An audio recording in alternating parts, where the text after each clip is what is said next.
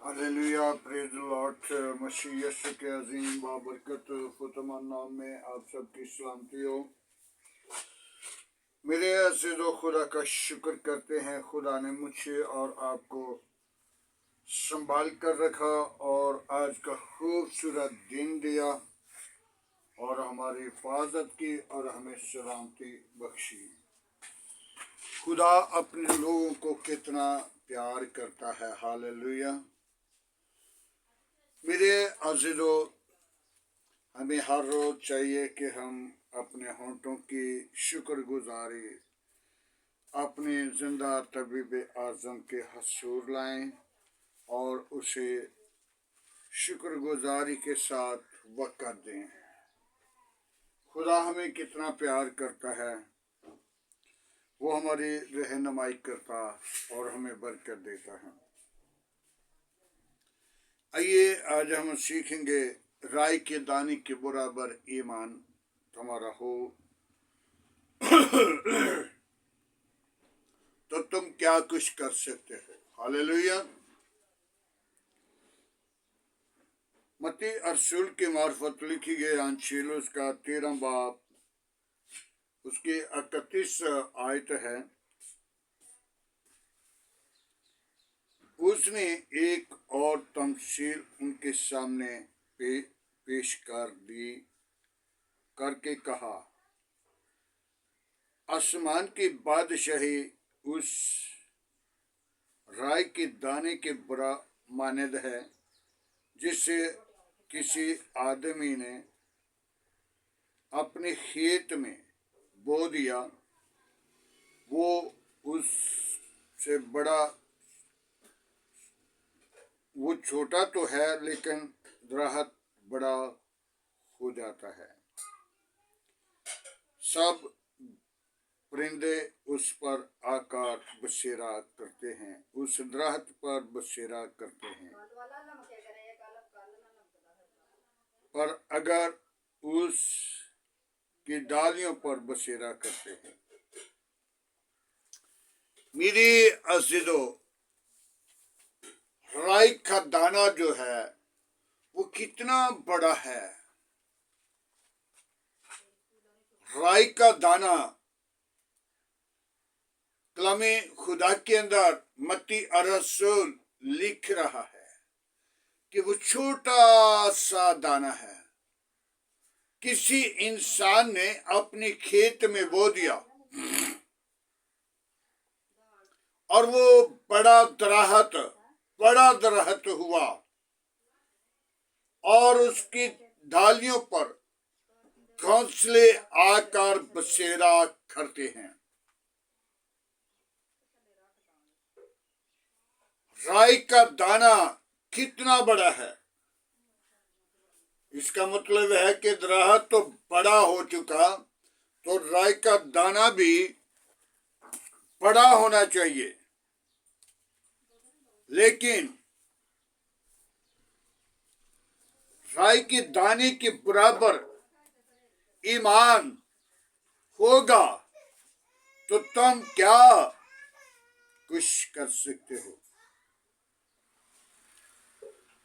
लूका रसूल की मार्फत लिखी गई अंजील उसका 17 बाब 6 आयत में लिखे, खुदावन ने कहा कि अगर तुम्हारे राई के दाने के बराबर ईमान होता और तुम उस दरख्त को,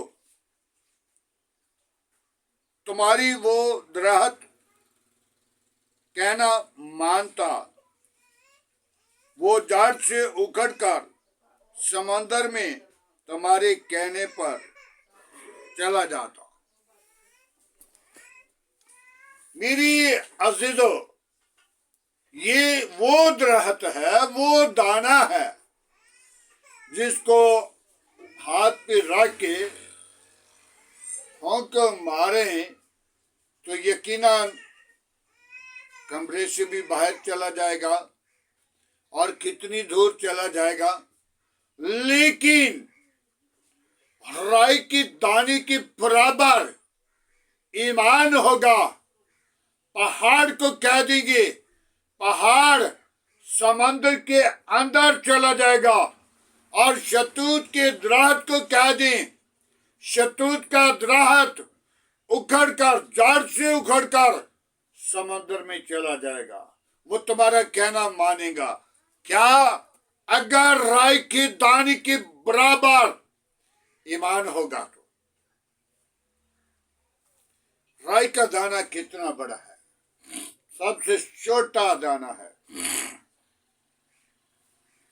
तो खुदा ने उस दाने के बराबर हमें ईमान के बानी, ईमान के लिए कहा कि अगर तुम्हारा राई के दाने के बराबर ईमान होगा तो तुम पहाड़ को,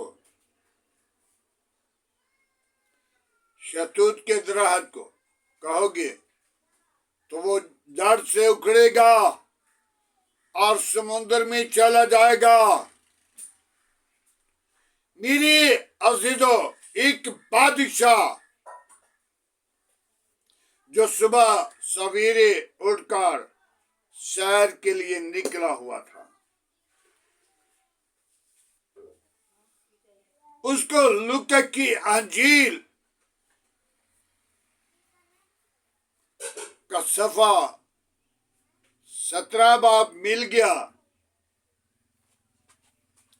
और उसने वो सफा पढ़ लिया और उसके अंदर लिखा था कि अगर तुम्हारा राई की दाने के बराबर ईमान होगा तो ये दरख्त शतूत जड़ से उखड़ेगा और समुद्र में चला जाएगा। तुम्हारे कहने के मुताबिक तो उस बादशाह ने तमाम पासबानों को, तमाम चौधरी लोगों को, लीडर लोगों को जमा कर लिया और उनसे कहा, सबको जमा करके बिठा लिया उसने और उसने कहा 3 दिन के अंदर ये पहाड़ समंदर के अंदर ना गया तो आपके सार कलम किए जाएंगे, आपके बच्चों के, आपकी घरानों के, आपकी काम के। तो जब बादशाह ने ये हुक्म जारी कर दिया तो वहां पे एक शख्स जिसकी हर वक्त खुदा से बातें हो रही थी और वो लोग कह रहे थे कि ये तो पागल है, ये तो बेवकूफ है, इसको कोई इल्म नहीं, ये हमें बातें करता है। लेकिन उन्होंने, वो आदमी उस शहर से बाहर निकल गया, उस हदूद से निकल गया और वो पहाड़ों की गार के अंदर चला गया। तो जब पहाड़ों की गार के अंदर चला गया तो वक्त आ पहुंचा और उसे ढूंढने लगे और उसी पहाड़ों की गार से जाकर ढूंढा। जब पहाड़ों की गार से ढूंढा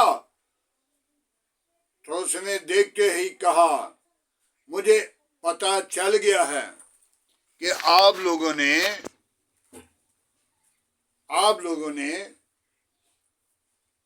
के ऊपर मुसीबत आई है तो आप मुझे तलाश कर रहे हैं। तो उसने कहा, कोई बात नहीं, क्योंकि उसके अंदर राई के दाने के बराबर ईमान था। और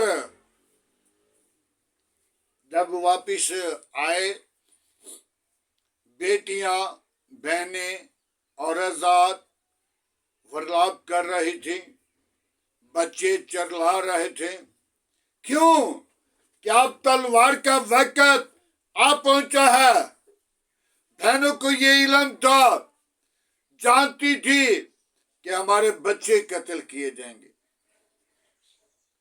हमारे शोहर कत्ल किए जाएंगे, हमारे काम को कत्ल किया जाएगा। लेकिन आगे जब सूरज ग्रुप हो रहा था, जैसे जैसे ग्रुप हो रहा था, तो वैसे वैसे लोग परेशान थे, मुसीबत में थे। लेडीज वर्लाप कर रही थी, बच्चे चुरला रहे थे। और क्या?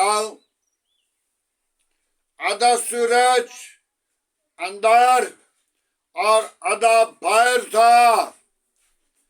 एक मिनट के अंदर, एक मिनट भी नहीं, एक मिनट से पहले वो पहाड़ जो था जरे जरे होकर, किंकर किंकर होकर, वो सारा समंदर के अंदर। और बादशाह ने कहा, जिस खुदा की ये प्रशंसा करते हैं, हम सभी उसी को कबूल करेंगे। आज हमें जरूरत है कि अगर तुम्हारे अंदर राय के दाने के बराबर ईमान है, अबलीस को कहेंगे तो अबलीस भी निकल जाएगा। बीमारी को कहेंगे, बीमारी भी चली जाएगी।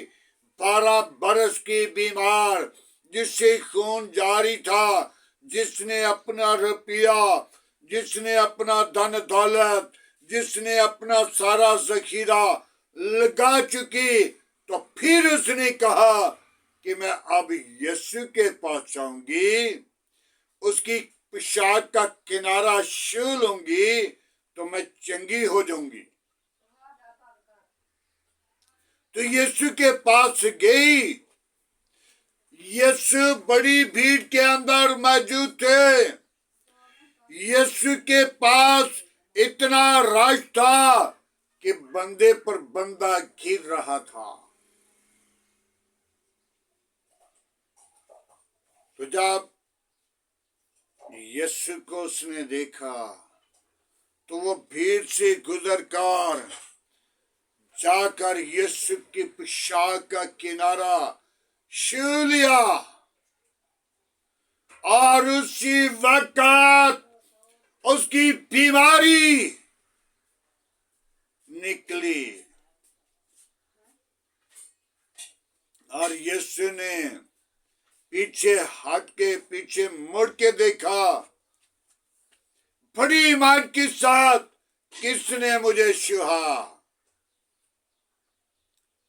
शागिर्दों ने कहा कि उस्ताद, बहुत रश है, किसी का हाथ लग गया होगा, किसी ने छू लिया होगा। लेकिन उसका तुमने कहा, मैंने बड़े ईमान के साथ छुआ। तो यीशु ने कहा, जा, तेरी बीमारी को मैंने धक्का दे दिया,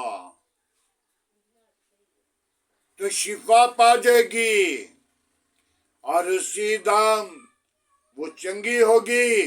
जो डॉक्टरों के पास, तबीबों के पास, हकीमों के पास, सियानों के पास, जादूगरों के पास, बुत परस्तों के पास जा जाकर अपना रुपया, अपना माल खत्म कर चुकी, तो वो बीमारी नहीं गई। यीशु को छूने से उसकी बीमारी चली गई। मेरे अजीजों, यीशु तमाम डॉक्टरों का डॉक्टर है, बादशाहों का बादशाह है, लश्करों का खुदा है, जिंदा तबीबे आजम है। आज हमने गौर करनी है, तौबा करें, ईमान लाएं, निजात पाएं और जिंदगी पाएं और राई के दाने के बराबर अपना ईमान ले आए। राई की दानी, राई का दाना कोई बड़ा नहीं। राई के दाने को फूंक मारे तो वो कितनी दूर जाएगा, लेकिन अगर तुम्हारा राई के दाने के बराबर ईमान होगा तो पहाड़ भी उखड़ जाएगा, समंदर भी उखड़ जाएगा, आफतें भी चली जाएंगी, जिन्न बदरू खबीस आपके सामने ठहर नहीं सकता, लेकिन यीशु आपके अंदर होगा। आज हमें जरूरत है, तौबा करें, ईमान लाएं और निजात पाएं और जिंदगी पाएं और कसरत की पाएं। मत सोचें कि हम मसीह हैं। मसीह कहना दीनदार है, लेकिन मसीह होना मेरे और आपके लिए बरकत का बायस है। मसीह का मतलब है मसा होया हुआ, तो दीनदार का मतलब है नशेबाज, दगाबाज, ज़नाकार, हरामकार, खूनी और बुत परस्त और बुरी बातों को अपनी जिंदगी के अंदर रखने वाला है। लेकिन बड़ी दलेरी के साथ वो ये बात कह रहा है, मैं मसीह हूं। जब नशा खरीद लिया मसीह के नाम पे, वो दीनदार है। आज हमें जरूरत है कि हम मसीह होकर, मसा होकर अपने आप को तैयार करें, राई के दाने के बराबर अपना ईमान ले आए। राई का दाना को बड़ा नहीं, ईमान को मजबूत कर लीजिए। उससे बादशाह ने, जिसने तलवार का हुक्म जारी किया, तो उसने कहा साहब इसकी पूजा करें, जिस खुदा की ये प्रशंसा करते हैं। आज हमें चाहिए कि हम अपने खुदा को हरगिज ना भूलें। आपकी कीमत यीशु का कीमती खून है। एक एक बूंद आपकी कीमत है। अपनी कीमत की कदर करें, अपनी कीमत को जान लें, अपनी कीमत को पहचान लें, और तुम्हारी कीमत यीशु का कीमती खून है। मेरे अज़ीज़ों, यीशु के पास आना, यीशु को हरगिज़ ना भूलना, यीशु को अपनी जिंदगी से कभी जुदा न करना और राई के दाने के बराबर ईमान लाना, ताकि यीशु आपके साथ रहना चाहता है। यीशु आपके अंदर आना चाहता है। यीशु आपकी जिंदगी को बहाल करना चाहता है। यीशु आपको हमेशा की जिंदगी का वारिस बनाना चाहता है। और जिसके पास पाखरू होगी, वो आसमान की बादशाही का वारिस होगा। आए, तौबा करें, ईमान लाएं, निजात पाएं, जिंदगी पाएं और कसरत की पाएं। खुदावंद के पाक कलाम पढ़े और सुनी जाने पर खुदावंद की बरकत हो। आए मेरे अज़ीज़ों, आज के खूबसूरत दिन के लिए, इस वक्त के लिए, सारी मोहब्बत के लिए, सारी रफ़ाकत के लिए खुदा के हसूर दुआ मांगे। Hallelujah, praise the Lord. यीशु नासरी, हम तेरा शुक्र करते हैं आज की सारी मोहब्बत के लिए, रफाकत के लिए, जलाल के लिए, बुजुर्गी के लिए। बाबा बाबा बाबी यीशु, तेरा शुक्र करते हैं। बड़ी बरकत दे, मेरी दुआ को सुन के भूल कर आज की सारी रहनुमाई के लिए तेरा शुक्र करते हैं। बड़ी बरकत दे, दुआ को सुनाए खुदावन। अबलीस के मंसूबों को बंद कर। बाप आसमानी, हमें राय के दाने के बराबर ईमान लाने के लिए अकल, दनाई और हिकमत दे, जोर दे, ताकि हम तेरे अजीम नाम को जलाल दें। और खुदावन, अपनी काम के लिए तेरी बरकत चाहता हूँ, मुल्क के लिए तेरी बरकत चाहता हूँ। मुल्कों के दरमियान जो खुदावन मुतालबे हैं, उनको तेरे मसबा पर लाता हूँ, ताकि वो तेरी मर्जी को पूरा करें, वो तेरे जलाल को जाहिर करें। और मुल्क पाकिस्तान के लिए, आर्मी चीफ के लिए मैं तेरी शुक्र गुजारी करता हूँ। उसे और बरकत दे और हिकमत दे, ताकत क़ुव्वत जोर दे, ताकि बड़ी दनाई के साथ जो मुल्कों के फैसले करवाने के लिए खुदावन तैयार हैं, उसे अकल, दनाई से मामूर करना, बरकत देना, क़ुव्वत से मामूर करना। यीशु तुझ में बने, यीशु तेरे नाम को सारा जलाल दे। तू ही जलाल का भरा हुआ है। मैं तेरी शुक्र गुजारी करता हूँ, तेरी हजूरी में आकर मेहनत करता हूँ। मेरे मुल्क के साथ हो, मेरे मुल्क को तूने ऐसा बनाया, ऐसा मुकर्रर किया, ताकि वो दूसरे मुल्कों के समझौता के लिए तैयार हो। वो बरकत दे और क़ुव्वत दे, जोर बख्श दे, ताकि खुदावन तेरे अजीम नाम को जलाल दे। आए खुदावन, तो अपने लोगों की दुआओं को सुनता और जवाब देता है। कॉलोनियों के लिए जो बेटियां, बेटे, बहनों खुदावन सर ढांक के बैठी हैं, खुदावन जाके सुप्रीम कोर्ट ने फैसला दिया 1 माह का, तो खुदावन तमाम कॉलोनियों के लिए तेरी बरकत चाहता हूँ, तेरा जलाल चाहता हूँ। इन कॉलोनियों के अंदर तेरा जलाल जाहिर हो। और खुदावन गवर्नमेंट को अकल, दनाई से मामूर करना, ताकि वो बड़ी दनाई के साथ फैसला करें और तेरे नाम को जलाल दें और तेरी हम्द सना, तेरी सोताइश करें। आए खुदावन, अपना हाथ बढ़ा, अपनी पात्र को बीज, अपनी जलाल को जाहिर कर, ताकि हमें बड़ी ध्यानदारी के साथ जब ये फैसला आए तो खुदावन बड़ी इज्जत असास के साथ, बड़ी मोहब्बत के साथ, खुदावन खलूस के साथ उठाया जाए।